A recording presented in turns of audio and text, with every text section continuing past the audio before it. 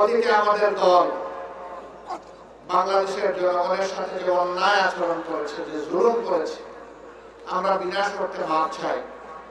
একটিবারের জন্য আমাদেরকে আপনারা ক্ষমতায় দিন। আমরা ভালো হয়ে গেছি, এখন দেশের জন্য ভালো কিছু করতে চাই।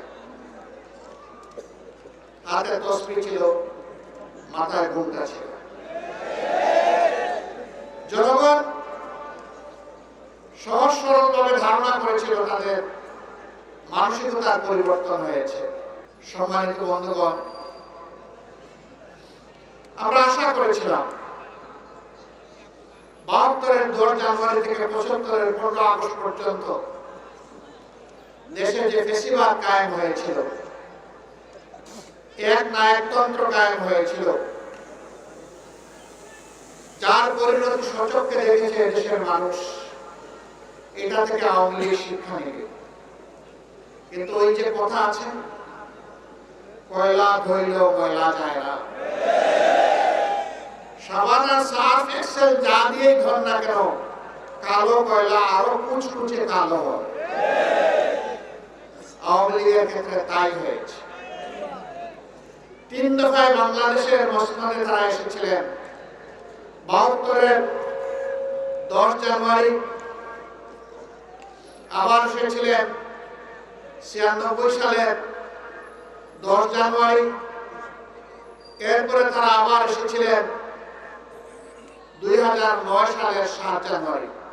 এই ৩ বার তারা ক্ষমতায় এসে বাংলাদেশকে ছোপ ছোপ রক্ত আর খাড়ি খাড়ি লাশ উপহার দিয়েছে।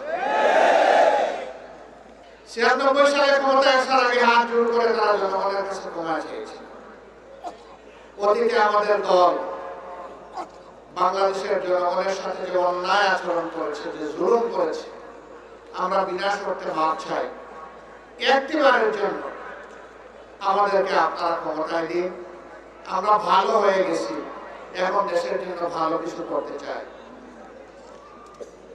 হাতে তসবিহ ছিল, মাথায় ঘুমটা ছিল। জনগণ সহজ সরলভাবে ধারণা করেছিল তাদের মানসিকতার পরিবর্তন হয়েছে, কিন্তু না। যখন তারা মসনদে বসলেন, তারা আপন রূপে আত্মপ্রকাশ করলেন। আপনাদের মনে থাকার কথা, তৎকালীন প্রধানমন্ত্রী চট্টগ্রামে গিয়ে বলেছিলেন, চট্টগ্রামের নেতাদেরকে তিরস্কার করে, একটা হত্যাকাণ্ডের ঘটনাকে কেন্দ্র করে, তোমরা কি হাতে চুরি করে বসে আছো? তিনি ঘোষণা দিয়েছিলেন, আর যদি আমার দলের একটা মানুষকে হত্যা করা হয়, তাহলে তার বিনিময়ে 10টা লাশ ফেলে দিতে হবে। এই ছিল একজন প্রধানমন্ত্রীর দায়িত্ব জ্ঞানহীন হুঙ্কার, আসফালত। তারা তাই করেছিলেন। সেই সময়টায় খালে বিলে, নদীতে, নালায়, জঙ্গলে, হাটে মাঠে সর্বত্র মানুষের টুকরা টুকরা লাশ পাওয়া যেত। এরপরে জনগণের দ্বারা তারা প্রত্যাখ্যাত হলেন। আবার অস্থিতিশীল পরিবেশ সৃষ্টি করে ২০০৬ সালের ২৮ অক্টোবর প্রকাশ্য দিবালুকে পল্টন মোড়ে সাপকে যেভাবে মারা হয়, সেইভাবে লঘু পরীক্ষা দিয়ে পিটিয়ে পিটিয়ে মানুষ হত্যা করা হলো।